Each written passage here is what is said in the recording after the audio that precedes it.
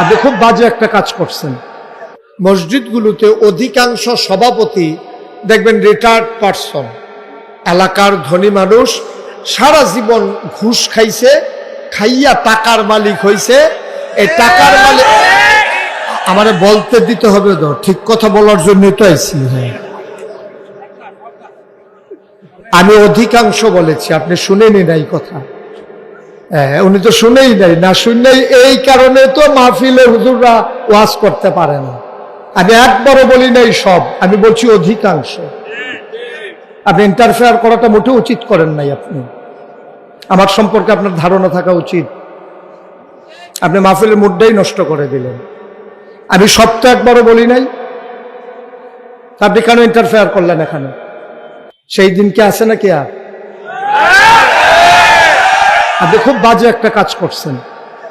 কোনোদিন এই কাজ কোনোদিন কোনো ময়দানে করবেন না আপনি। অধিকাংশ আমি বলেছি, আপনি খুঁজ নেন বাংলাদেশে 100 মসজিদের ভিতরে 95 জন সভাপতি হয় সুদ নাইলে ঘুষের সাথে জড়িত। আমরা জেনে শুনেই কথা বলি, আমরা লাইবিলিটি নিয়ে কথা বলি।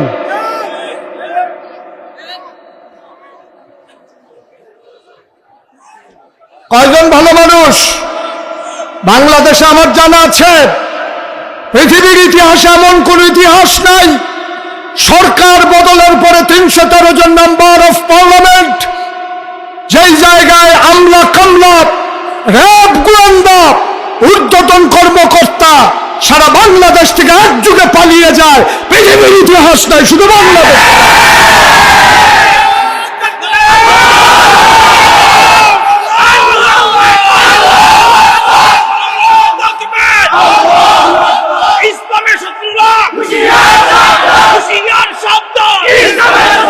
ঠিক আছে, কথা বুঝতে হবে, তারপরে কথা বলতে হবে। মাইক এখন আমার হাতে। একজন আলেমের সাথে কিভাবে কথা বলতে হয় আমরা এটা বুঝি নাই বলেই একসাথে সবাই পালানো লাগছে। যদি ডাক শুনতো, কথা শুনতো, তাইলে সবাই একসাথে পালানো লাগে না। আমি মনে করি 101টা কারণ যদি থাকে সরকার পতনের, এর ভিতরে 1 নম্বর কারণ হচ্ছে আলেম ওলামার সাথে বেয়াদবি। এই বাংলাদেশে জেলখানাগুলোর ভিতরে থাকার দরকার ছিল চোর, বদমাশ, গুন্ডা, আর এই বাংলাদেশের জেলখানাগুলো ভরে গেছে আলেম ওলামা দিয়া। এই বাংলাদেশগুলো ভরে গেছে আলেম ওলামা দিয়া, মিথ্যা ট্রাইব্যুনাল সাজাইয়া, মিথ্যা প্রসিকিউটর সাজাইয়া, মিথ্যা বিচারপতি সাজাইয়া, মিথ্যা সাক্ষী বানাইয়া আমার কোরআনের বাকিগুলোকে হত্যা করা হয়েছে। এই বাংলাদেশে কে কোন অপরাধী আমাদের জানা আছে? অপরাধীরা পার পেয়ে যায়, ভালো মানুষগুলো অপরাধীর কাঠগড়ায় দাঁড়ায়, ঠিক কিনা বলে? সুতরাং আমাদেরকে মনে রাখতে হবে, এই সময় একটা গেছে যে এই মঞ্চগুলোতে কথা বলতে দেওয়া হয় নাই, মসজিদের মিম্বারগুলোতে হকের কথার উচ্চারণ হতে দেয় নাই। কথায় কথায় মসজিদের ইমামের চাকরি চলে গেছে, খতিবের চাকরি চলে গেছে। সেই দিন একেবারেই গেছে। সেই দিন আঘাত এসেছে, পাল্টা আঘাতের সময় ছিল না। আজকে বাংলাদেশে আঘাত আসবে তো পাল্টা জবাব হবে। প্রতিটা আঘাতের পাই করে হিসাব নেওয়া হবে।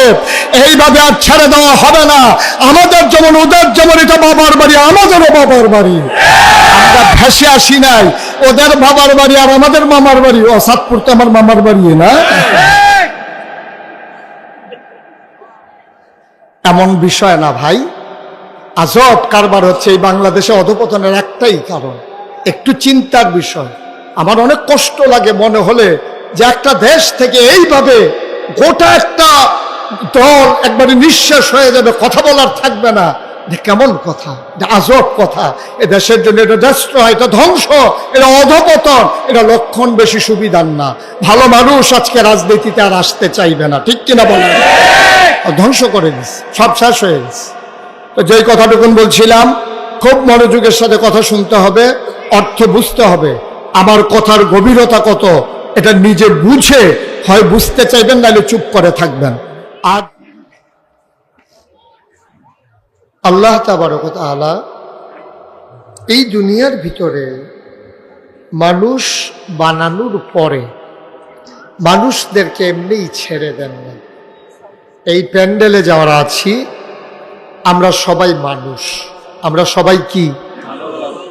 জোরে বলতে হবে, সবাই কি? মঞ্চে যারা আছে তারা না বললেও চলবে না? ওনারা দুইজন তো একজনও কইল না। ওনারা কই বইয়া যে রয়েছে এটাই বেশি, ওনারা চালানোর কথা না। সবাই কথা বলে, আমরা সবাই কি? এই মানুষ হিসেবে আল্লাহ আমাদেরকে বানানোর পরে আল্লাহ চান সবগুলা বান্দা যেন জান্নাতে চলে যায়। একটা মানুষ জাহান্নামে গেলে আল্লাহর কোনো লাভ নাই, বরঞ্চ লস। কারণ যেদিন আল্লাহ বলেছিলেন ইন্নী জাইলুন ফিল আরদি খলিফা, আমি একটা কওম, আমি একটা সম্প্রদায়, আমি একদল মানুষ বানাতে চাই যাদের পরিচয় হলো তারা আমার খলিফা। সুবহানাল্লাহ বলবেন না? ফেরেশতারা আপত্তি করেছে, বলেছে না, মানুষ বানানোর দরকার, কথা বলা যাবে না। ফেরেশতারা বলছিল মানুষ বানানোর দরকার নাই, কারণ আপনি মানুষ বানাবেন, ওরা মারামারি করবে, কাটাকাটি করবে, ঝগড়া বিবাদ করবে, মানুষ মানুষের উপরে জোর করে জুলুম করবে, বলবে এক কথা করবে আরেক কাজ, বলবে পালাই না 12টার পরে খুঁজা পাওয়া যাবে না, ঠিক কিনা?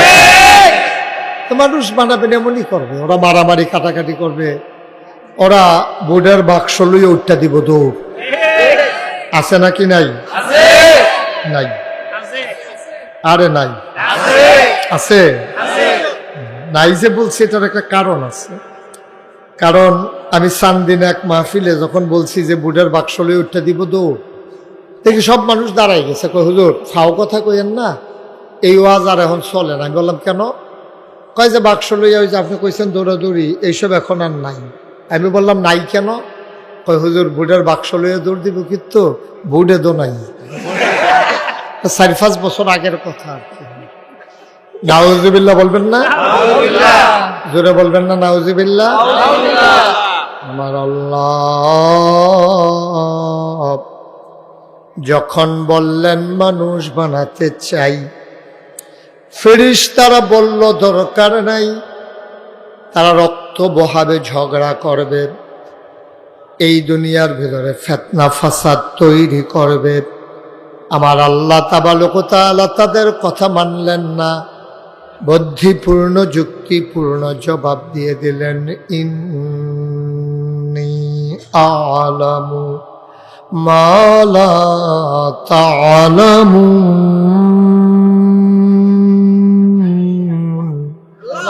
আমি যা জানি তোমরা তা জানো না। বলেন সুবহানাল্লাহ। অমতলবের মুসলমান মন দিয়ে শুনো রে ভাই, আল্লাহ তাবারক ওয়া তাআলা এই দুনিয়ার ভিতরে মানুষ করে বানানোর পরে তোমাকে আমাকে এমনে এমনে ছেড়ে দেন নাই। কোন পথে গেলে জান্নাত, কোন পথে গেলে জাহান্নাম, কোন পথে গেলে লাভ আর কোন পথে গেলে লোকসান, কোন পথে ভালো, কোন পথে মন্দ, কোন পথে কল্যাণ, কোন পথে অকল্যাণ, কোন পথে শিরক বেদাত, কোন পথে তাওহীদ রিসালাত, কোন পথে কুফর আর কোন পথে ইসলাম জানানোর জন্য যুগে যুগে আমার আল্লাহ তাবারক ওয়া তাআলা নবী এবং রাসূল পাঠিয়েছেন। বলেন সুবহানাল্লাহ। এই নবীরা আহা, তো পর্দাটা খুলে তো এখানে বলবেন না ওইখানে বলবেন? কে আমি করবো? আমি আওয়াজ করলে কথা বলবো কেন? আবার কয় আপনি করেন। আমি তো ওয়াজ করার জন্যই আসছি, আপনারা আওয়াজ করলে আমি ওয়াজ করবো কেন? একটা শব্দ যেন আশেপাশে না হয়, পেন পতন নিস্তব্ধতার মাঝে কথা হবে ইনশাআল্লাহ। আল্লাহ যেন কবুল করে, সবাই পড়ে না আমিন। আপনার পেছনে যেন দাঁড়িয়ে আছেন, বসেন, আমি ডিস্টার্ব ফিল করতেছি আপনাদের জন্য। পেছনে এভাবে একটা দাঁড়াই থাকলে ওয়াজ করে কেমন? সবাই বসেন, বসেন। সব নেতা একখান হয়ে গেছে, আজব খান। বাতাস করলে একজনে করেন, 50 জনে দাঁড়ান লাগে নাকি?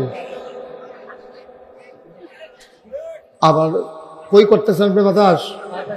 সবাই পড়েন আমিন, আমার গায়ে যেন না লাগে।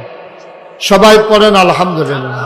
ভাই সুযোগ করে দিতে হবে, সুযোগ না করে দিলে, এটা খুলে দেন পর্দাটা, তাইলে এই পার্শ্বে অনেক লোক দাঁড়াইতে পারবে।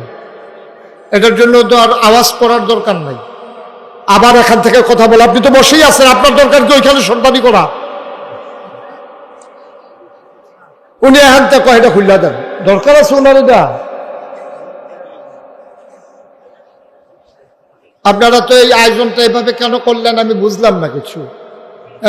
এত ছোট একটা প্যান্ডেল করলেন, যা বসে আছে এখন এর 3 গুণ লোক দাঁড়িয়ে আছে চতুর্পাশে।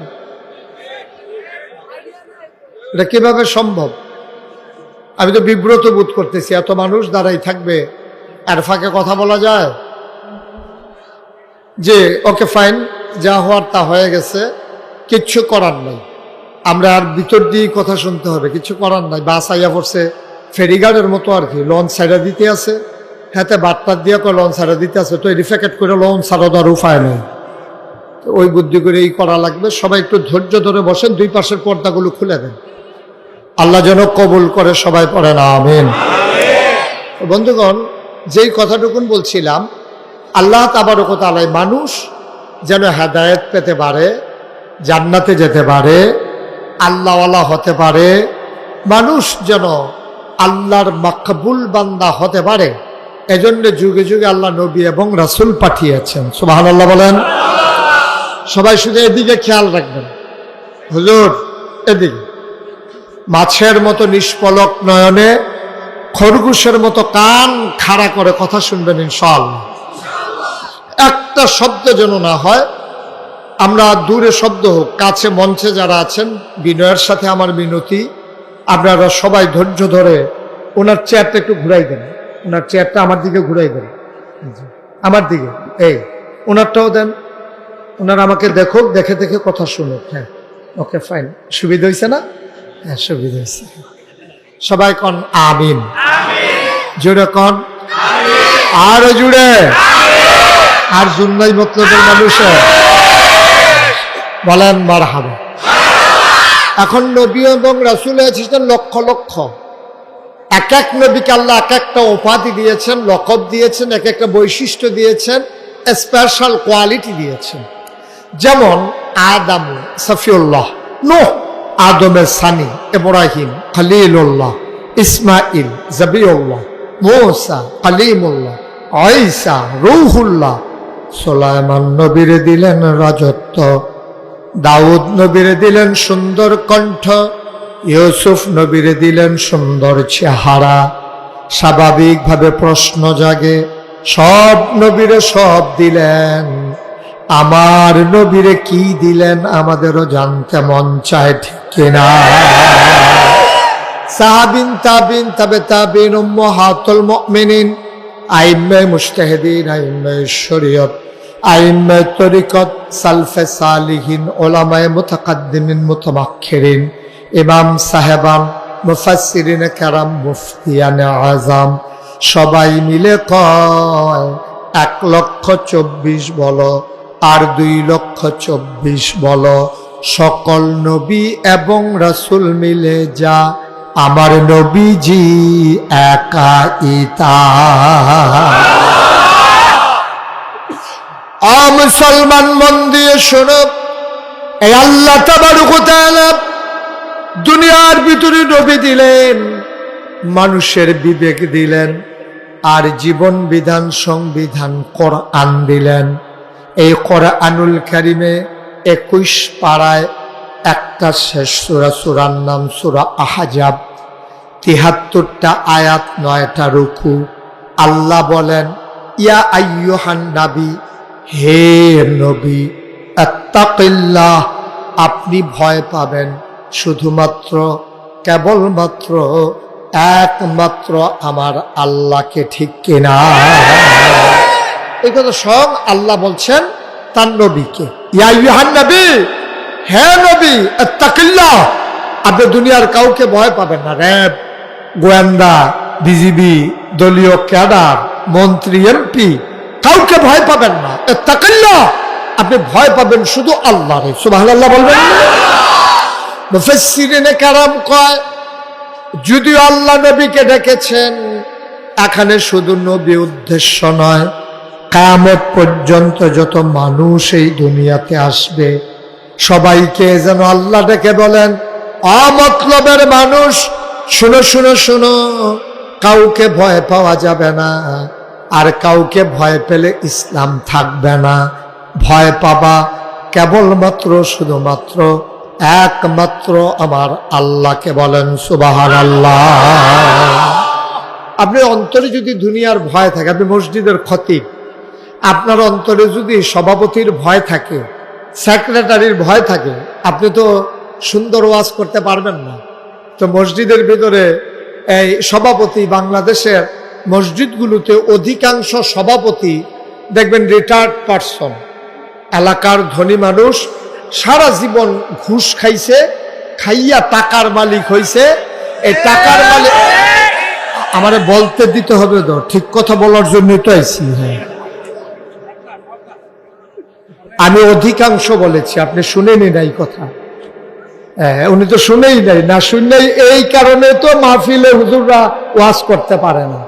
আমি একবারও বলি নাই সব, আমি বলছি অধিকাংশ। আপনি ইন্টারফেয়ার করাটা মোটেও উচিত করেন নাই। আপনি আমার সম্পর্কে আপনার ধারণা থাকা উচিত। আপনি মাহফিলের মুডটাই নষ্ট করে দিলেন। আমি সব তো একবারও বলি নাই, আপনি কেন ইন্টারফেয়ার করলেন এখানে? সেই দিন কি আছে নাকি? আর আপনি খুব বাজে একটা কাজ করছেন। কোনোদিন এই কাজ কোনোদিন কোনো ময়দানে করবেন না আপনি। অধিকাংশ আমি বলেছি, আপনি খুঁজ নেন বাংলাদেশে 100 মসজিদের ভিতরে 95 জন সভাপতি হয় সুদ নাইলে ঘুষের সাথে জড়িত। আমরা জেনে শুনেই কথা বলি, আমরা লাইবিলিটি নিয়ে কথা বলি।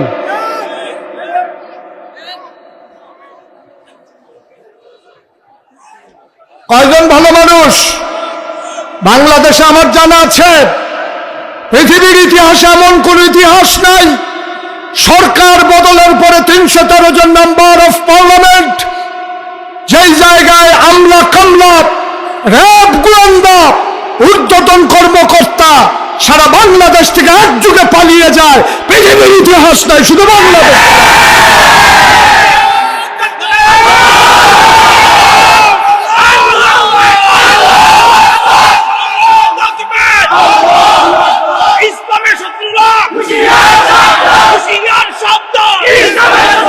ঠিক আছে, কথা বুঝতে হবে, তারপরে কথা বলতে হবে।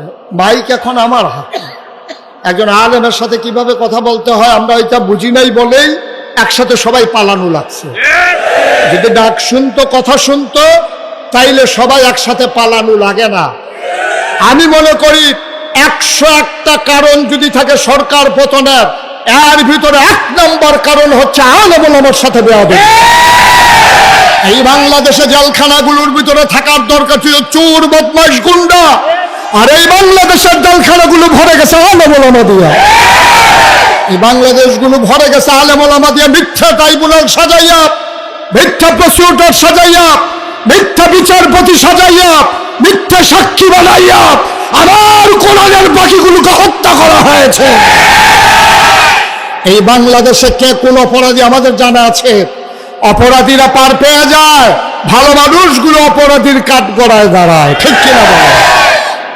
সুতরাং আমাদেরকে মনে রাখতে হবে, এই সময় একটা গেছে যে এই মঞ্চগুলোতে কথা বলতে দেওয়া হয় নাই, মসজিদের মিম্বারগুলোতে হকের কথার উচ্চারণ হতে দেয় নাই।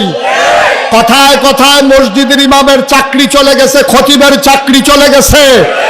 সেই দিন একেবারেই গেছে। সেই দিন আঘাত এসেছে, পাল্টা আঘাতের সময় ছিল না। আজকে বাংলাদেশে আঘাত আসবে তো পাল্টা জবাব হবে। প্রতিটা আঘাতের পাই পাই করে হিসাব নেওয়া হবে। এইভাবে আর ছেড়ে দেওয়া হবে না। আমাদের যেমন ওদের যেমন এটা বাবার বাড়ি, আমাদেরও বাবার বাড়ি। আমরা ভেসে আসি নাই, ওদের বাবার বাড়ি আর আমাদের মামার বাড়ি। অসাদপুর তো আমার মামার বাড়ি না। এমন বিষয় না ভাই। আজব কারবার হচ্ছে এই বাংলাদেশে অধপতনের একটাই কারণ, একটু চিন্তার বিষয়। আমার অনেক কষ্ট লাগে মনে হলে যে একটা দেশ থেকে এইভাবে গোটা একটা দল একবারে নিঃশেষ হয়ে যাবে, কথা বলার থাকবে না। কেমন কথা, আজব কথা। এ দেশের জন্য এটা ডেস্ট্রয়, এটা ধ্বংস, এটা অধপতন, এটা লক্ষণ বেশি সুবিধার না। ভালো মানুষ আজকে রাজনীতিতে আর আসতে চাইবে না, ঠিক কিনা বলেন? ধ্বংস করে দিস, সব শেষ হয়ে গেছে। তো যেই কথাটুকুন বলছিলাম, খুব মনোযোগের সাথে কথা শুনতে হবে, অর্থ বুঝতে হবে। আমার কথার গভীরতা কত এটা নিজে বুঝে হয় বুঝতে চাইবেন, নাহলে চুপ করে থাকবেন, আর যেন কোনো শব্দ না হয়। সবাই পড়ে না আমিন। বন্ধুগণ, আল্লাহ তাবারক ওয়া তাআলা এই কোরআনুল কারীম দিলেন নবী মুহাম্মদুর রাসূলুল্লাহ।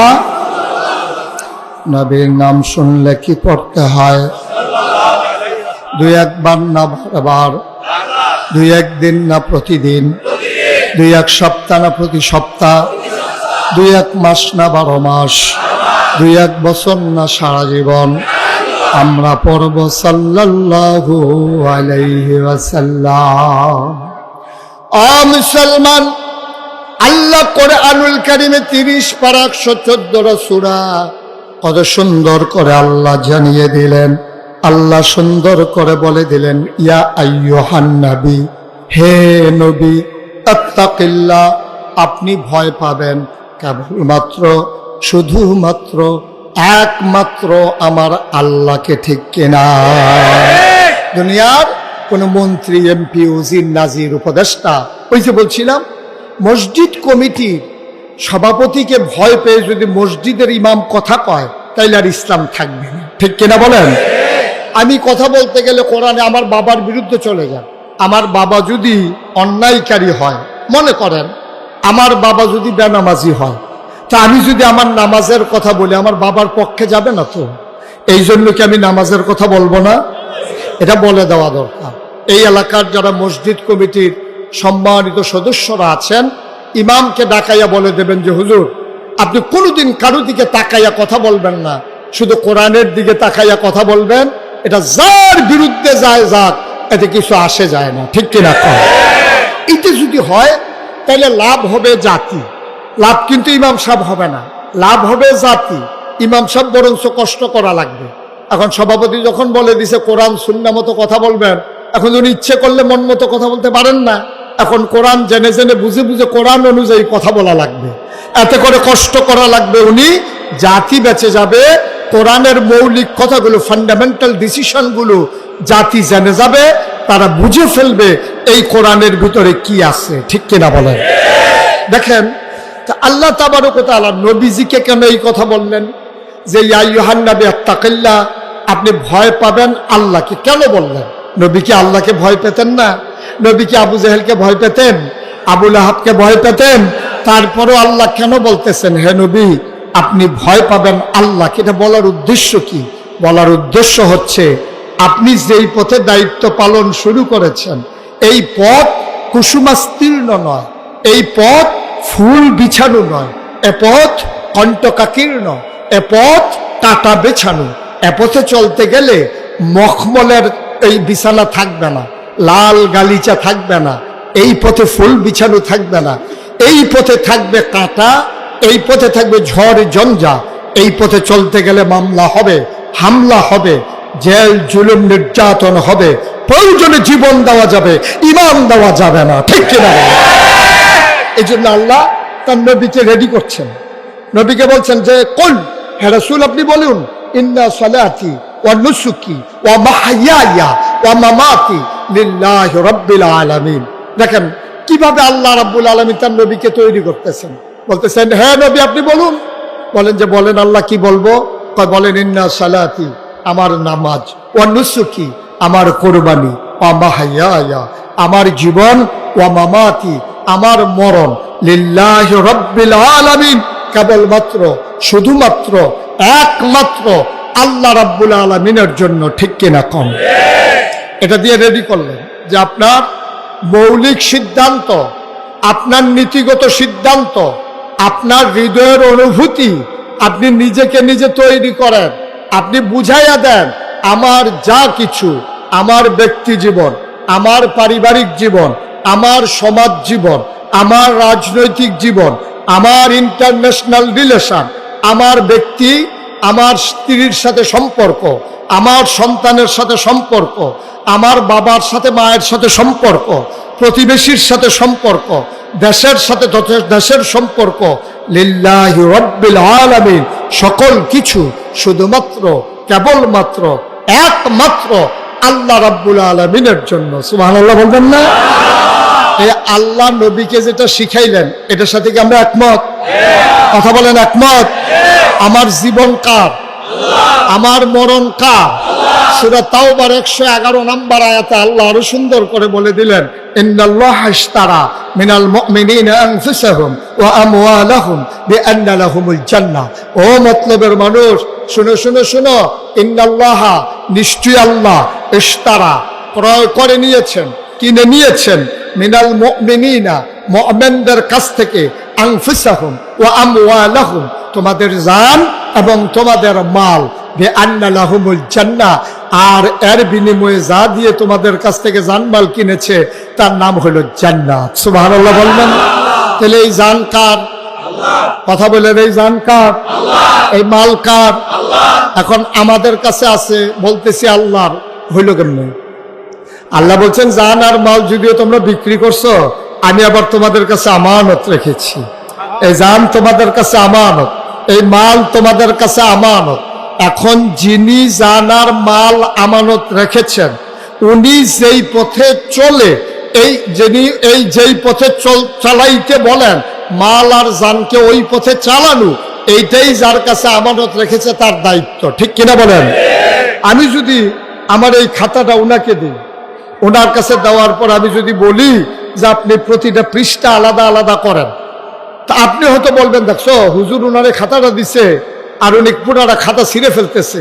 যেহেতু আমি উনার কাছে রেখেছি, উনি আমানতদার, আর আমি উনার কাছে আমানত রেখেছি, আমি বলেছি টুকরা করেন, উনি আমানতদার হিসেবে এইটাই দায়িত্ব। আল্লাহ বলেছেন জান আমার, মান আলা আমার, তুমি হচ্ছে আমানতদার, সুতরাং আমি আল্লাহর হুকুম হচ্ছে তোমার জান ব্যবহার হবে আল্লাহর পথে, মাল ব্যবহার হবে আল্লাহর পথে, তোমার প্রতিটি স্লোগান হবে শুধু আল্লাহর জন্য। ঠিক কিনা বলো? তোমার কোনো মানুষের চাওয়া পাওয়ার হিসাব মিলানোর জন্য তোমার কোনো স্লোগান হতে পারে না। তোমার একটা টাকাও আল্লাহর বিরুদ্ধে যায়, ইসলামের বিরুদ্ধে যায়, মসজিদের বিরুদ্ধে যায়, মাদ্রাসার বিরুদ্ধে যায়, আলেম ওলামার বিরুদ্ধে যায়, একটা টাকাও সেই পথে খরচ করার মুসলমানের জন্য হারাম, হারাম, হারাম। ঠিক কিনা বলো? আপনি মুসলমান, আপনার অর্থ সম্পদ ইসলামের বিরুদ্ধে, আলেমের বিরুদ্ধে, মসজিদ মাদ্রাসার বিরুদ্ধে খরচ করতে আপনি পারেন? কথা কানা পারেন? আপনি খরচ করতে হবে শুধু আল্লাহর জন্য, যেহেতু সব আপনি আল্লাহর কাছ থেকে আমানত। এই জন্য আল্লাহ বলছেন, হে নবী, আপনি কি ঠিক করে নিয়েছেন? বললো যে হ্যাঁ। তাইলে এবার ইত্তাকিল্লাহ, আপনি ভয় পাবেন আল্লাহরে। কারণ আবু জেহেল, আবু লাহাব, উতবা, সাইবা টিটকারি মাসবে, মস্কারা করবে, পাগল বলবে, জিনে ধরবে বলবে। আপনি যদি অস্থির হয়ে যান, আপনি যদি তাদের ভয়ে ভীত সন্ত্রস্ত হয়ে যান, তাহলে এই জমিনেতে আল্লাহর দিন থাকবে না। এজন্য আপনাকে কথা বলেই যেতে হবে, পক্ষে যাক আর বিপক্ষে যাক। আমি মুশতাক ফয়েজি, খুব খেয়াল করে শোনেন, নাগাইশের পীর সাহেব, আমি মুশতাক ফয়েজি। এখন যদি শুধু জিকির করি, সবগুলা মানুষ আপনারা অস্থির হয়ে যাবেন যে মাশাআল্লাহ হুজুরের জিকির কত সুন্দর, মনে হয় বাতাস জিকির করে, মনে হয় গাছে জিকির করে। ওই বিদেশি সন্তানের মায়েরা আমার জন্য আতর পাঠাবে, বিদেশি বাবারা আমার জন্য দেশি মুরগার ডিম সিদ্ধ করে নিয়ে আসবে, কার ঘরে সকালে দাওয়াত খাবো সিরিয়াল পরে যাবে।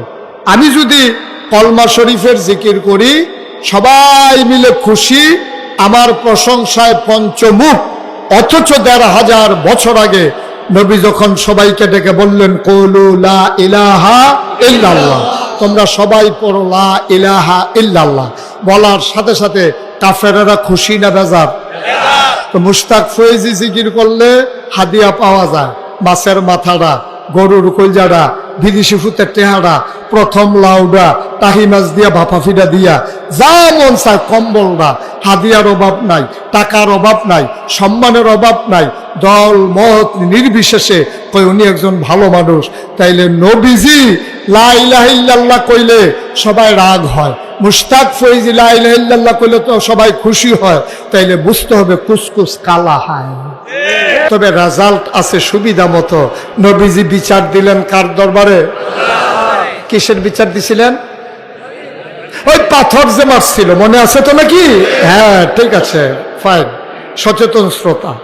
এখন বিচার দিছে পরে, এখন সব সাহাবারা বসে আছে।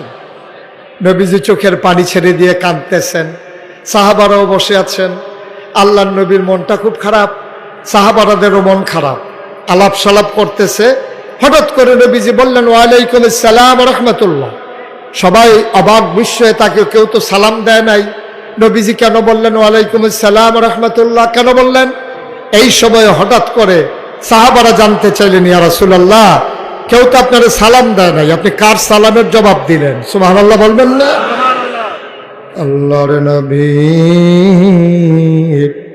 ডাক দেয়া কয়, ও সাহাবারা মন দিয়ে শোনো, আল্লাহর ফেরেশতা জিবরাইল আমারে এসে কয় আসসালাতু ওয়াসসালামু আলাইকা ইয়া রাসূলুল্লাহ। আমি বলে দিলাম ওয়ালাইকুম আসসালাম ওয়া রাহমাতুল্লাহ। কওনি কি বলতে চায়? কওনি এসে বলতে চায়, নবী গো, আপনি কি আল্লাহর কাছে কোনো বিচার টিচার দিছিলেন নাকি? সুবহানাল্লাহ কয় না? কয় আমি একটু আল্লাহরে জানাই রাখছিলাম। কয় বিচারের রায় তো চলে আসছে, রায় আমরা সবাই জানি, সবাই পারি, চলো দলবদ্ধভাবে সবাই পড়ি আউযু বিল্লাহির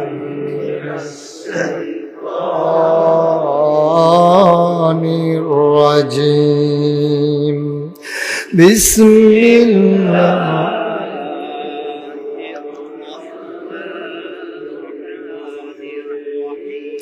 তাব্বাত ইয়াদা আবি লাহাব ওয়া তাব মা আগনা আনহু মালুহু ওয়া মা কাসাব সায়াসলা নারান যাতা লাহাব وامرأته حمالة الحطب في جيدها حبل من مسد সুবহানাল্লাহ কয় না? গালি দিছিল কি দিয়া? শব্দটা কি মনে আছে? কি বলছিল? ইয়া মুহাম্মদ তাব্বাল, ও মুহাম্মদ তোমার ধ্বংস হোক। তাব্বা, যে শব্দটা দিয়ে গালি দিল, তাব্বা মানে ধ্বংস হোক। খেয়াল করেন, এটা কিন্তু ভবিষ্যৎকালের কথা বলেছে, ধ্বংস হোক। আর আল্লাহ কয় তাব্বাত, ধ্বংস হয়ে গেছে। সুবহানাল্লাহ বলবেন না? রেজাল্ট জবাব, ইয়াদা দুই হাত, আবি লাহাব আবু লাহাবের, ওয়াত্তাব এমন ধ্বংস হইছে, কবিরাজের বাড়িতে নিয়া ফাতা ফেসাইয়া ছবি বানতে পারবা, প্লাস্টার করতে পারবা ট্রমা সেন্টারে, কিন্তু এমন গুড়ার গুঁড়া হইছে আর জোড়া লাগবে না। সুবহানাল্লাহ বলবেন না? এই কথা কি মুশতাক ফয়েজের না? আল্লাহ ওই যে তাব্বাত ইয়াদা যেই শব্দ দিয়া গালি দিছে, এই শব্দ দিয়া জবাব দিছে। ধ্বংস হয়ে গেছে দুই হাত। এখানে একটা চিকন কথা আছে, আপনার সচেতন মানুষ সবাই বুঝবেন। এই যে আবু লাহাব ঢিল মারছিল পাথর দিয়া, দুই হাতে না এক হাতে? আহা, কথা কয় না, দুই হাতে না এক হাতে?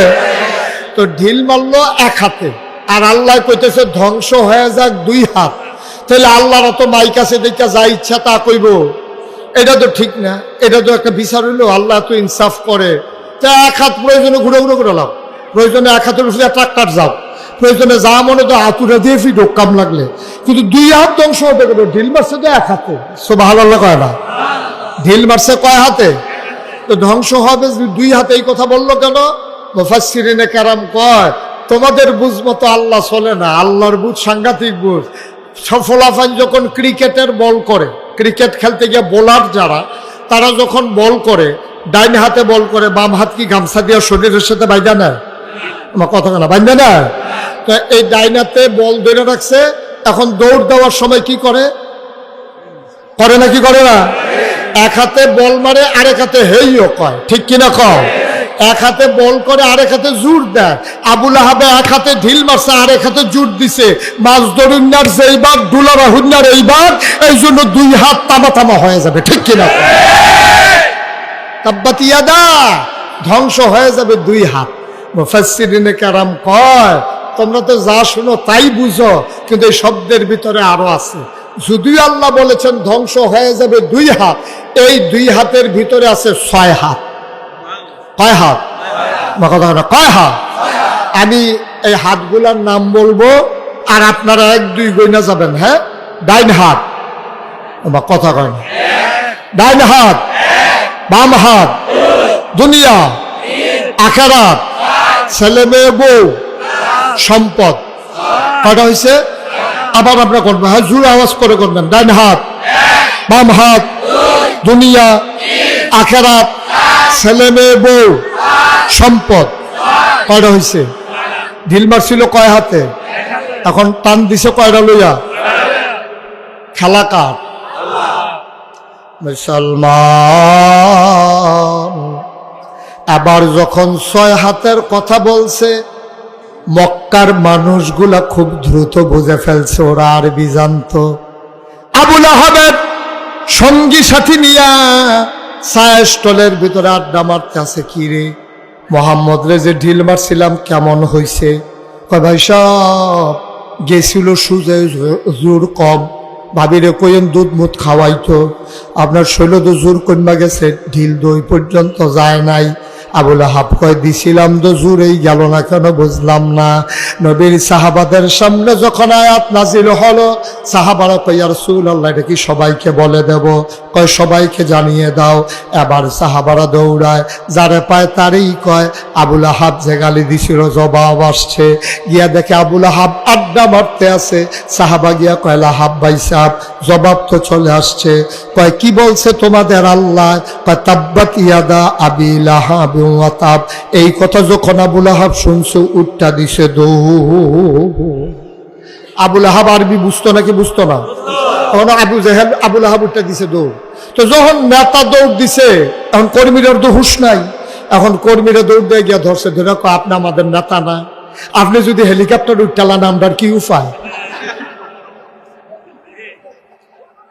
আপনি হেলিকপ্টারে উঠলে আমাদের উপায় কি? আপনি আমরা কই রিক্ষা যাইতে আছে, আপনি যে দৌড় দিতে আছে, আপনাদের আপনি চলে গেলে আমাদের উপায় কি? আবার আবুল আহাব দাঁড়াইছে। আবুল আহাবের সঙ্গী সাথীরা কয়, ভাইয়ারা আয়াত নাজিল হইছে আমার ব্যাপারে, তো আমি দৌড় দিতাম নাকি তোমরা দৌড় দিবা? আমি এনা টের ফাইতে আছি কি যাইতে আছে। আপনি কি মোহাম্মদের আল্লাহরে মানেন? কয় না। মোহাম্মদের আল্লাহরে মানেন না, মোহাম্মদের কথা বিশ্বাস করেন? কয় না।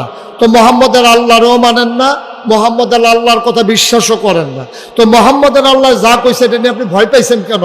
আবুল আহাব চিৎকার করে কয়, ভাইয়ারা মোহাম্মদের আল্লাহও মানি না, মোহাম্মদের নবীও মানি না, মোহাম্মদের ইসলামও মানি না, মোহাম্মদের বিশ্বাসও করি না, কিন্তু খেয়াল করে দেখছি মোহাম্মদের আল্লাহ যা কয় তাই হয়। সুবহানাল্লাহ। হয় নাকি হয় না? কথা কেন হয় নাকি হয় না? এখন নমুনা খারাপ। শুরু হইব কি দিয়া? কইছে কয়টা?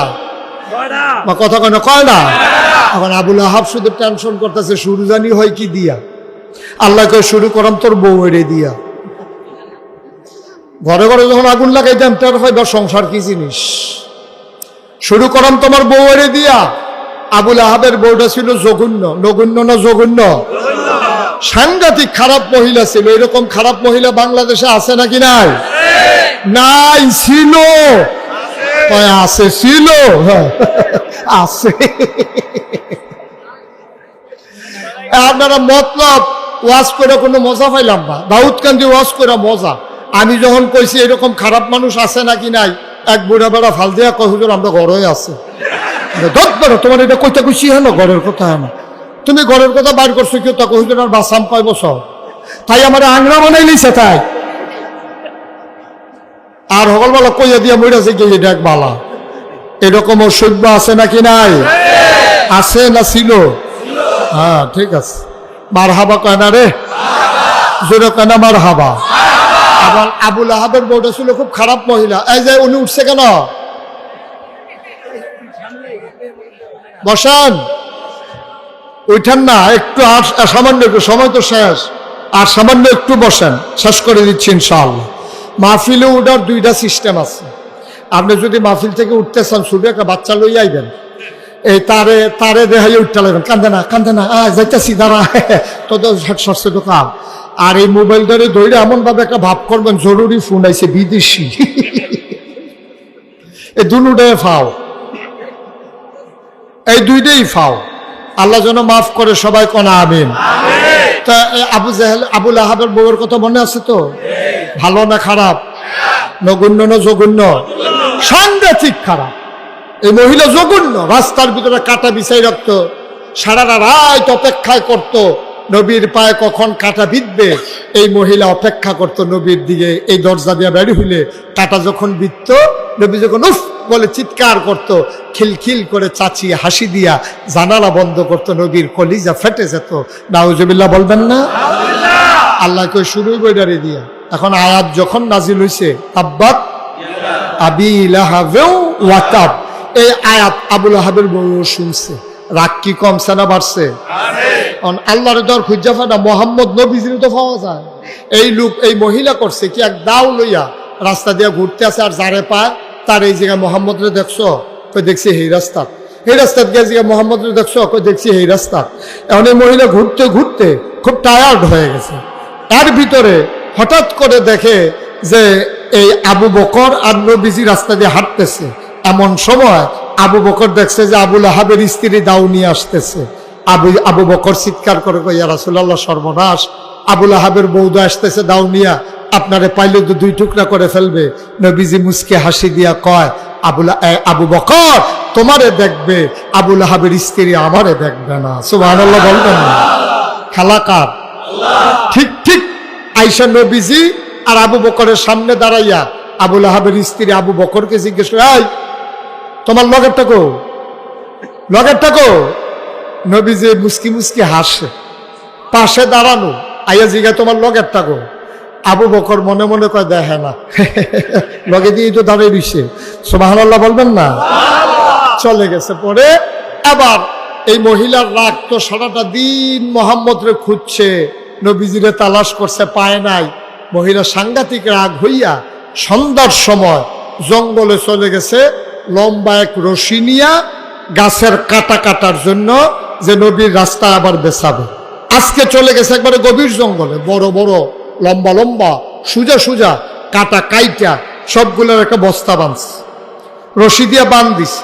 আমাদের দেশে রশির একটা বান আছে, এটারে কয় হরখা গিট্টু। আপনাদের দিকে কি কয়? উমা তো আমিও তো চিন্তা করে কত কই গিট্টু মাছটা আমরা দিয়ে রেখে দিই। এতক্ষণ ধরে ফাও চিন্তা করতে আছি, বুঝে না বুঝে কি গিট্টু? হরকা গিট্টু। এখন একটু পার্থক্য আছে, গিট্টু গিট্টা, উনি এটা মনে করে দিছে গিটটা। আচ্ছা কোন টু আটটা এক মিলে কাছাকাছি।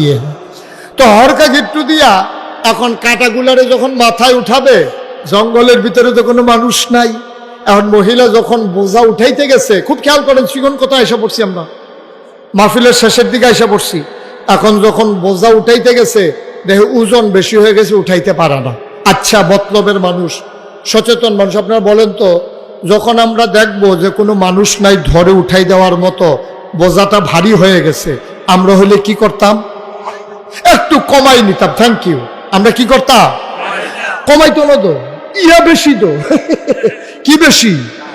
আহা না, এটা করার দরকার নাই, ইয়া বেশি। এই মহিলার তো ইয়া বেশি, কমাইতো না। শয়তানে আইয়া বুদ্ধি দিছে কমানোর দরকার নাই, এরকম কাটা আর ফাও না, না ফাও দরকার আছে, এটা নেওয়ার দরকার আছে। এবার আসেন আসল কথা। এই যে এটা একটা পানির বোতল, এইটা মনে করেন এটা একটা পাথর। খেয়াল করেন সবাই, দেখা যাচ্ছে এখানে এই পানির বোতলটা একটা পাথর, এই চায়ের কাপটা একটা পাথর, মাঝে একটু ফাঁকা জায়গা আছে নাকি নাই? আবুল আহাবের স্ত্রী মাঝের ফাঁকা জায়গায় দাঁড়াইছে, দাঁড়াই ওসা পাহাড়টার উপরে লাকড়ির বোঝাটা, কাটার বোঝাটা উঠাইছে। মহিলার চিন্তা হইল মাথাটা নোয়াইয়া কোনো মতে যদি মাথায় নিতে পারি, ধৈরা দাঁড়াইতে পারলে বাড়িতে চলে যেতে পারবো, কোনো টেনশন নেই। খেলা তো আল্লাহ, এখন সামনের পাথরে উঠাইছে বোঝা, মাঝের জায়গায় দাঁড়াইছে আবুল আহাবের স্ত্রী, পিছনে আরেকটা কি, এই তো মাশাআল্লাহ ফাইন। এখন আবুল আহাবের স্ত্রী মাথা নোয়াইয়া যখন ওই সামনের পাথর থেকে হাত দিয়ে গোড়ানি দিছে মাথায় তোলার জন্য, গৈরানি বুধ একটু জুড়ে পড়ছে, এই গৈরানির জুড়ের ঠেলায় মাথায় না পড়া ওই পাথর চলে গেছে, ওই বোঝা চলে গেছে পিছনের পাথরের পিছন দিয়া। আর কোন ফেরেস্তায় বুধ হরখার যে গুলটা, এই হরকা দিলে একটা গিট্টু বার হয় নাকি বার হয় না, এই গুলটা বুধহয় ফেরেস্তায় ধরে রাখছে, এই গুল লাগছে গোলাপ। এখন বোঝা পড়ছে পাথরের এই পার্শ্বে, গুলটা রেখে রয়েছে গোলাপ, সামনের পাথরে ফাও আটকাই গেছে, পেছনের পাথরে কবর আটকাই গেছে, এমনি রয়েছে।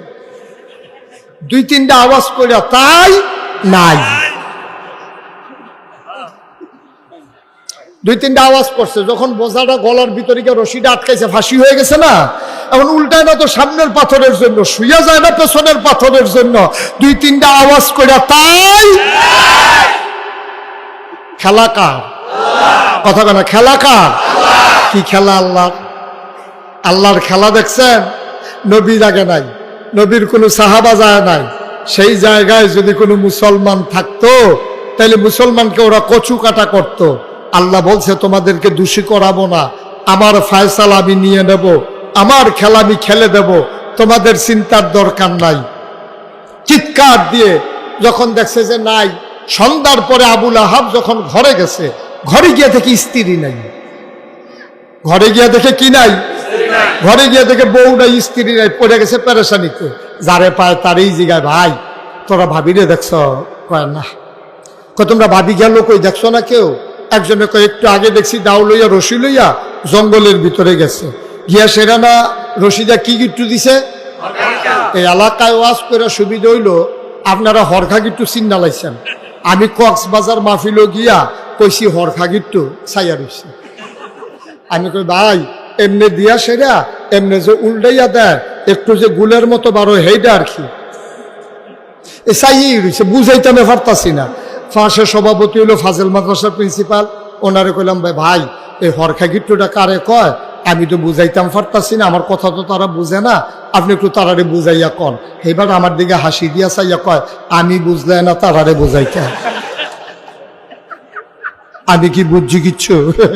আপনি কি তা কতক্ষণ সময় আগের থেকে হরকা হরকা করতে আসেন, আমি এই হরকাটা এই করতাম পারাম জিনিসটা কি তা বুঝছি না হন। আবার চিন্তা করছি কক্সবাজার যাইতে ব্যাগের ভিতরে করে রশি লইয়া যাবো, হরখা কারে কয় সিনাই দিয়া যাবো। আর আবুল আহাবের বউ আছে না গেছে? আর আবুল আহাবে খুঁজতে আছে বউ কই বউ কই, খুঁজতে খুঁজতে একজনে কইছে জঙ্গলের দিকে গেছে। এই হাজাক বাতি লাইট মাইট বোম্বা বাতি জ্বালাইয়া জঙ্গলের ভিতরে গিয়ে দেখে গলার ভিতরে ফাঁসি পড়ে আছে, জিব্বা বের হয়ে আছে। তাই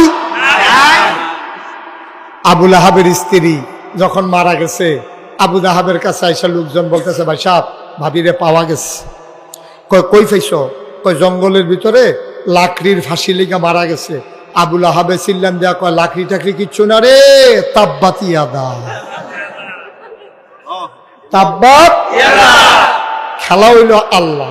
এই লাকড়ি টাকড়ি ফাও এটি কিচ্ছু না, এটা কোনো বিষয় না, বিষয় হইল খেলা কার? আল্লাহ তো একটা না একটা উপলক্ষ লইয়া করা লাগবে, তো আল্লাহ একটা না একটা উপলক্ষ লইয়াই কারবার ঘটায়। মতলবের মুসলমান মনে রাখো, সব জিনিস নিয়ে তামাশা চলে না। ওলামায়ে কেরাম হলো নবীর ওয়ারিস, ওলামায়ের সাথে চোখ উল্টাবা তো তোমার দুনিয়া উল্টে যাবে, ঠিক কিনা বলো? যুদ্ধের ভিতরে একদল বাহিনী হেরে গেছে, যুদ্ধের ভিতরে হাইরা গেছে, তো রাজমশাই সেনাপতিরে ডাকাইছে, এদিকে আসো, আমরা হারলাম কেন? আমার কি সৈন্য কম আছে? আমার কি র্যাব গোয়েন্দা কম আছে? আমার পুলিশ কম আছে? আমার দলীয় ক্যাডাররা নাই? ওরা থাকতে আমি হারলাম কেমনে? তো পুলিশ অফিসারে কইতে আছে স্যার গুলি তো করি, গুলি করি একটা, যেটার উপরে পড়ে এইটা লড়ে, আবার এই আরেকটা দাঁড়ায়, দৌড় তো দেয় না। সুবহানাল্লাহ বলবেন না? বানানো গল্প না, বাংলার ইতিহাস, ঠিক কিনা বলো? এখন রাজমশাই হারছে, কথা মনে আছে তো নাকি? তো সেনাপতি রেজি গেছে আমরা হারলাম কেন? তো সেনাপতি বলতেছে রাজমশাই 101টা কারণে আমরা হেরে গেছি। কয়টা কারণে? কথা কয় না, কয় না? 101টা কারণে আমরা হেরে গেছি। রাজমশাই বলতেছে 1 নাম্বার কারণ বলো। 1 নাম্বার কারণ হলো আমরা কাফের সৈন্যদেরকে ঘেরাও করে ফেলছিলাম, শত্রুদেরকে ঘেরাও করে ফেলছিলাম। আমরা গুলি করতে যাব, এমন সময় দেখি আমাদের বারুদগুলো সব পানিতে ভিজে গেছে। রাজমশাই কয় 101টা কারণের আর দরকার নাই, গুল্লি যখন পানিতে ভিজে গেছে আর জিতনের সম্ভাবনা নাই, সুতরাং একটাই চলবে, আর বাকি 100 আর লাগবে না। আমার ভাইয়েরা জানতে চায় 17 বছর দুর্দণ্ড দানবের সাথে দাপটের সাথে ক্ষমতা চালানোর পরে কেন হেরে গেল? আমি বলি 101টা কারণ আছে। এর ভিতরে 1 নম্বর কারণ হলো এই বাংলাদেশের আলেম ওলামাকে তারা অধপতন ঘটিয়েছে। এই আলেম ওলামাকে ধ্বংস করার কারণে আর কোনো কারণের দরকার নাই। আল্লাহর নবী বলেছেন লা হাজাবা বাইনাহু ওয়া বাইনাল্লাহ, তার মাঝে আল্লাহর মাঝে পর্দা নাই। ওই তাহাজ্জুদের নামাজ পড়ে আলেম যখন চোখের পানি ছেড়ে দেয়, এই চোখের পানির ওজন সহ্য করার ক্ষমতা কারো না। হয়েছেও তাই, হয়েছেও তাই। আর নাইলে আরো আরো আরো অসংখ্য কারণের পরেও এই একটাই কারণ, 1 নাম্বার কারণ, ওলামায়ে কেরামের সাথে এই বেয়াদবি, ওলামায়ে কেরামকে লাঞ্ছিত করা, অপমানিত করা। আর এই কারণে আল্লাহ তাবারক ওয়া তাআলার বরদাশত করেন নাই। কেননা নবী বলেছেন আল উলামা ওয়ারাসাতুল আম্বিয়া, ওলামায়ে কেরাম নবীর ওয়ারিস। সুতরাং ওয়ারিসের সাথে বেয়াদবি করলে ওই মালিক যেমন বাজার হয়ে যায়, আলেমের সাথে বেয়াদবির কারণে আমার আল্লাহ এবং তার রাসূল বাজার হয়ে গেছে। ঠিক কিনা বলেন?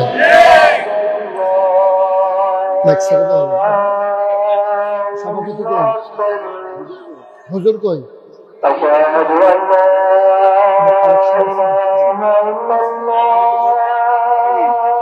সবাই বসেন, আজ বসেন। আমি কি বলছি উঠতে? একটু বসেন, না আজান শেষ হোক, একজন কেউ আজানের জবাব দিয়ে দেন।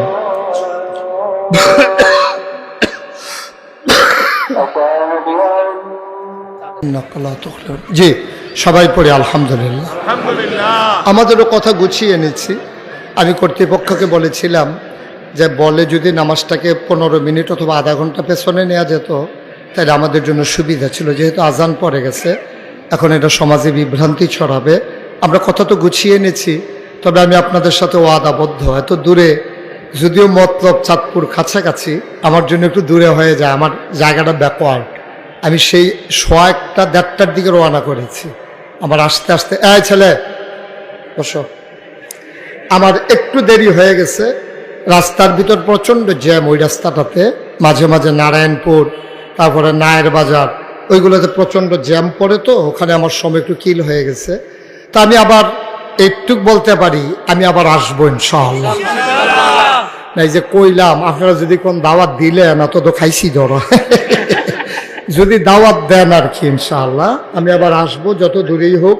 আমি চেষ্টা করব সময় নিয়ে কথা বলার জন্যে। আমি তো সাধারণত 1.5-2 ঘন্টা আলোচনা করি, এর কমে আমার পোষায় না।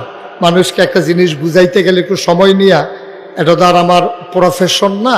আমি চেষ্টা করি উম্মাকে একটু জাগিয়ে দেওয়ার জন্যে। তা আমি আল্লাহ তাবারক ওয়া তাআলা আমাদের সবাইকে কবুল করুক। আপনারা যারা গিয়েছিলেন, কয়েকজন গিয়েছিলেন আমাকে দাওয়াত দেওয়ার জন্য। কে কে গেছিল এখানে আছে? মাশাআল্লাহ, ওনারা গেছিল, সৌজান ভদ্র মানুষ। তো ওনারা দেখে আসছে আমি গতানুগতিক কোনো পীর না। আমি, আমার দাদা আমারে যখন পীরালির দায়িত্ব দেয় আমি কেঁদেছি। আমি বলছি যে দাদা, আমার বড় ভাই আছে, আমার চাচারা আছে, আমার আব্বা ইন্তেকাল করেছেন, কিন্তু আমার বড় ভাই আছে, চাচারা আছে, সবাই থাকতে আমি কেন পীর সাহেব হব? আমি তো পীর সাহেব হতে চাই না। কেন হতে চাও না? আমি বললাম বাংলাদেশে আমি পীর সাহেব দেখতে দেখতে অতিষ্ঠ। আমি দেখেছি সুস্থ সবল মানুষ কোনো কাজকর্ম করে না, মুরিদের বাড়িতে, এই মুরিদের বাড়িতে 5 দিন, এই মুরিদের বাড়ি 5 দিন, খানকার ভিতরে 10 দিন, এই বইয়া বইয়া খায়। আর একটা অটো চালাইলে ও তো ডেলি 500 কামাই করন যায়। ঠিক কিনা কও? আচ্ছা, ফিরসা বলে কি অটো চালান নিষেধ? কথা করা নিষেধ? পিসা বলে সিএনজি চালানো যাবে না? নবীজি 1000 বছর আগে একটা দিন না এই কাজ না করে খান নাই। আহা, খন্দকের যুদ্ধে খন্দকের যুদ্ধে বড় পাথর পড়ে গেছে, খাল খনন করতে যাবে, বড় পাথর পড়ে গেছে খালের ভিতরে, এখন কেউ উঠাইতে পারে না। নবীজি বলছেন সবাই সরো, আমাকে দাও। নবীজি গিয়া পাথরে ধরে টান মারলেন, কোমরের ভিতরে টুন করে আওয়াজ হলো। আম্মা জান আয়েশা রাদিয়াল্লাহু তাআলা আনহা শেষ বয়সে বললেন, ইয়া রাসূলুল্লাহ, আপনার মাত্র 62-63 বছর বয়স হয়েছে, আপনি কি বুড়া হয়ে গেছেন? আপনি এভাবে বাঁকা করে হাঁটেন কেন? নবীজি চোখের পানি ছেড়ে দিয়েছেন। আয়েশা, ও আয়েশা, ওই খন্দকের যুদ্ধের সময় যে আমি পাথর ধরে টান মারছিলাম, সেই দিন রোগের ভিতরে টান পড়ছিল, ওই দিন যে বাঁকা হয়েছিলাম আর সোজা হইতে পারি নাই। এই নবী তোমার আমার নবী, আর নবীর ওয়ারিস পীর বাসাক বৈশা বৈশা খাবে খানকার ভিতরে, মনে হয় যেন 5-6 জন বইয়া বইছে, আসলে একজন। খাইতে খাইতে এমন শৈল বানাইছে, এটা কি একটা না 5টা বুঝে যায় না। এটা কি কারবার ভাই? একটা লোক বৈশা বৈশা খাবে, হাত আছে, নাক আছে, পা আছে, মুখ আছে, চোখ আছে। আপনি যে কোনো একটা কাজ করেন, আপনি কৃষি কাজ করেন, আপনি দোকানদারি করেন, আপনি ব্যবসা করেন, আপনি অটো চালান, আপনি রিক্সা চালান, না কিচ্ছু করবে না, শুধু বৈশা বৈশা খাবে। হগিন্দি বেদি টেহা দেয়, হেই টেহা বইয়া বইয়া খায়। রিক্সাওয়ালায় টেহা দেয়, হেই টেহা খায়। পারলে রিক্সাওয়ালার জন্য কিছু করেন, ওই ভিক্ষা করা মহিলার জন্য কিছু করেন। লজ্জা থাকা দরকার, শরম থাকা দরকার। আমি সেই থেকে বলেছিলাম, দাদা আমি পিসাব হতে চাই না, আমি মেহনত করে খাওয়াই না মানুষ, কাম লাগলে মাডিকেটটা খায়, পিসাবের দরকার নাই। আমি করেছিও তাই। আমার দাদা যখন বললেন না তোমাকেই দেওয়া হবে, তখন আমি বললাম আমাকে একটু জমিন দেওয়া লাগবে। আমার দাদা আমার একটু জমিন দিছে, আমি আর পরে জমিন কিনা শুরু করলাম। যারা গিয়েছে তারা দেখেছে আমার এখানে এখন মসজিদ মাদ্রাসা কমপ্লেক্স হচ্ছে 18 একর, 1800 শতক। কত শত? কত শত? 18 শতক।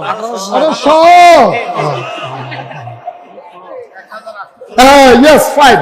ওনার ব্যাখ্যা সুন্দর হয়েছে। এই ওই যে আপনার যে 2 কথা কইছি, মাইন্ড করেন না। না, উনি যে মাইন্ড করছেন এটা বোঝা গেছে। উনি যেহেতু 1800 আলগা কইরা কইছে, সুতরাং বোঝা গেল। আপনার দিয়া এলাকারে সাইজ করে দিলাম আর কি, যেন কোনোদিন মঞ্চে যেন কেউ সাহস না করে। ঠিক আছে না কথা? Don't mind, excuse me, extremely sorry. হ্যাঁ ঠিক আছে, মারহাবা, ওকে ফাইন। আলহামদুলিল্লাহ বলেন, জোরে বলেন আলহামদুলিল্লাহ। আমি কিনলাম 1800 একর, আরে 1800 শতক। আমার 10টা প্রতিষ্ঠান, খানকা, দাখিল মাদ্রাসা, নুরানি মাদ্রাসা, হাফিজিয়া মাদ্রাসা, দাতব্য চিকিৎসালয়, গণপাঠাগার, গবেষণাগার, ছাত্রাবাস, ইয়াতিমখানা, মসজিদ। আপনারা সবাই সোশ্যাল মিডিয়ার সুবাদে আমার মসজিদের কথা শুনে ফেলেছেন না? এই মসজিদগুলো বিশ্বময় আলোচিত হয়ে গেছে। কারণ আমি শুধু মসজিদকে মসজিদের ভিতরে সীমাবদ্ধ রাখি নাই। আমার নিচতলায় হাসপাতাল, দোতলায় 3 তলায় মসজিদ। আমার পরিকল্পনা হলো এই মসজিদে মানুষের শরীরের চিকিৎসাও হবে, মনের চিকিৎসাও হবে। ঠিক কিনা কর? নিচতলায় শরীরের চিকিৎসা, শরীরটা ভালো হয়ে উঠলে দোতলাত গিয়ে 2 রাকাত নামাজ পড়ে মনটার চিকিৎসা করে বাজে বোগা। এই বুদ্ধি ঠিক ওইভাবে ঠিক করছি। ফ্রি চিকিৎসা। আমার মসজিদের বাজেট করা হয়েছে প্রথমে 15, পরে ধরা হয়েছে 30 কোটি টাকা প্রাক্কলিত ব্যয় ধরা হয়েছে। আমি মুশতাক ফয়েজি, আমি গরিব মানুষ, আমি ধনী মানুষ না। আমি নিয়ত করেছি 1 বছর মাহফিল করে যত টাকা পাই, পুরো 1 বছরের হাদিয়া আমার মসজিদে দান করে দেব ইনশাআল্লাহ। আমি 1 বছরে 25 লক্ষ টাকা মসজিদে দিয়া তারপরে কাজ শুরু করছি। মারহাবা বলবেন না? আজকে আপনাদের এখানে আসার আগে আমি মসজিদের হিসাব মিলাচ্ছিলাম, আমি দেখলাম 4 কোটি 23 লক্ষ টাকা আজকে পর্যন্ত খরচ হয়ে গেছে। দোতলার কাজ চলতেছে, কলামগুলো উঠতেছে। এই কি রমজানের আগে দোতলার ছাদ হবে। 1500 বস্তার উপরে শুধু সিমেন্ট লাগে একতলার ছাদে। এর আগের ছাদে লেগেছে 1900 বস্তা। এটা একটু ছোট হয়ে আসছে দোতলার ছাদ। এই মাদ্রাসার, এই মসজিদ আমার স্বপ্ন। আমি মাঝে মাঝে মসজিদের ছাদে উঠে গিয়ে কান্দি, আল্লাহর সাথে কথা বলি, আল্লাহ এত বড় মসজিদ শুরু করলাম, আমি যদি মরে যাই তাহলে মসজিদ কে করবে? আমারে যত মানুষ চিনে, আমার ছেলেদেরকে তো এত মানুষ চিনে না। আল্লাহ তুমি দয়া করো আমার উপরে। আমি দেশে বিদেশে ভিক্ষা করা মহিলা, রিক্সাওয়ালা মানুষ, কত মানুষ যেখানে টাকা দিয়েছে। আল্লাহ নবী বলেছেন, মান বানা লিল্লাহি মসজিদান বানাল্লাহু লাহু বাইতান ফিল জান্নাহ। যে দুনিয়ায় মসজিদ বানাবে, আল্লাহ জান্নাতে তার জন্য ঘর বানাবে। সুবহানাল্লাহ বলবেন? আমি কোনোদিন এই বাংলাদেশে মুশতাক ফয়েজি কারো কাছে হাত পাতে নাই, কিন্তু আমার মসজিদ নিয়ে আমার কোনো লজ্জা নাই, এটা আমার স্বপ্ন। আমরা চাই এই মসজিদ বিনির্মাণে সবাই মিলে গর্বিত সদস্য হই, সবাই মিলে যেন এক জান্নাতে থাকতে পারি। আল্লাহ যেন কবুল করে, সবাই বলে আমিন। আমার এই মসজিদে, আমি গরিব মানুষ, আমি 1 বছরের 25 লক্ষ টাকা আমি দান করে দিয়েছি। এখানে অনেক মানুষ আছেন, আমি চাই আমার এই মসজিদে সবাই মিলে আমরা এই একটু একটু করে যদি শরিক হই, আমার জন্য মসজিদের কাজটা সহজ হয়ে যাবে। আপনারা যদি পারেন, দয়া করে অনুগ্রহপূর্বক আপনি ওই আল্লাহর নবীর কথা অনুযায়ী মসজিদ বানালে জান্নাতে ঘর হবে, এই আশায় আমি বসার পরপরই আমার এক ভাই এই না আমার হাতে টাকা দিয়েছিল, আপনি না, যে আমার এই ভাই বলতেছে, হুজুর আমার একটা ওয়াদা ছিল আপনার মসজিদের জন্য, টাকাটা নেবেন? আমি বললাম যখন চাই তখন দিয়ে দেন, এখন তো চাইতে আছি লইয়া বইয়া রিসিন কীর্তন, এটা কারবার দেখছো, আরো পকেটের ভিতরে লইয়া বইয়া রয়েছে, আতো না। এখানে কত? 5,000। উনি ওয়াদা করেছিলেন আমার মসজিদে 5,000 টাকা দেবেন। আজকে সাথে করে নিয়ে বিপি জাকির ভাই, ভিপি জাকির ভাই উনি নিয়ত গেছিলেন, নিয়ত করছিলেন। এই ভাই আগে 5,000 বিকাশে পাঠাইছে, এখন আবার নগদ। এখন ক্ষতি হইব নি কোনো? আরে এই মানুষ 200 ব্যাগ লইয়া মাথা তুই হাঁটতে পারবো, ট্রাকও করে নিবেন। আমি তো মনে করছি লইয়া নি না কাইস যাইব ইনশাআল্লাহ। আজকের মাহফিলের প্রধান অতিথি জনাব আব্দুল হাকিম মিয়াজি, আল্লাহ তুমি তোমার বান্দাকে কবুল করো। আমার ভাই উনি দেবেন 200 বস্তা সিমেন্ট, বলো মারহাবা। আল্লাহ যেন কবুল করে। মাশাআল্লাহ, আমার এক ভাই কিছু দিয়েছেন। আমার ভাই সভাপতি, আজকের মাহফিলের সভাপতি বুলবুল মাস্টার, না স্যার, কখনো মাস্টার বলবেন না, ওনারা স্যার, মানুষ গড়ার কারিগর, ঠিক কিনা বলো? এই বুলবুল কি? জোরে বলবা, বুলবুল, বুলবুল। এখন থেকে বুলবুল কি? ওনার মাস্টার বলবো, ওনার যারা সমান, ওনার যারা মুরব্বী তারা বলবে মাস্টার, আমরা বলবো কি? স্যার। বুলবুল স্যার উনি 10,000 টাকা দেবে ইনশাআল্লাহ, ইনশাআল্লাহ। উঠার দরকার নাই, আপনারা বসেন, আমার ছেলেরা আসবে ইনশাআল্লাহ, ইনশাআল্লাহ। আপনার কাছে বসেন, বসেন, বসেন। আমার আরেক ভাই একটু একটু নষ্ট করে যাবেন, একটু বসেন। এই জি, আমার যারা ইউটিউবাররা যারা আছো ভিতরে যাও, ইউটিউবাররা ভিতরে যাও। আর এই মাহফিলের যারা, বসেন, একটু বসেন। মাহফিলের যারা ভলান্টিয়ার আছে, মাহফিলের যারা ভলান্টিয়ার আছে, আপনারা একজন লোকও খালি যাইয়েন না, দাঁড়ানো বসা। প্রয়োজনে 2 টাকা দিয়েন, প্রয়োজনে 2টা টাকা দিয়েন। আপনি গরিব হবেন না, মরে যাবেন না, কিন্তু মসজিদ বিনির্মাণে আপনি হবেন গর্বিত সদস্য। এই দাঁড়ানো যারা আছেন সবাই পকেটে হাত দেন, 10টা টাকা দেন, 20টা টাকা দেন, 500, 100 টাকা দেন। একজন লোকও খালি যাইয়েন না, এটা আমার আবদার, এটা আমার আবদার।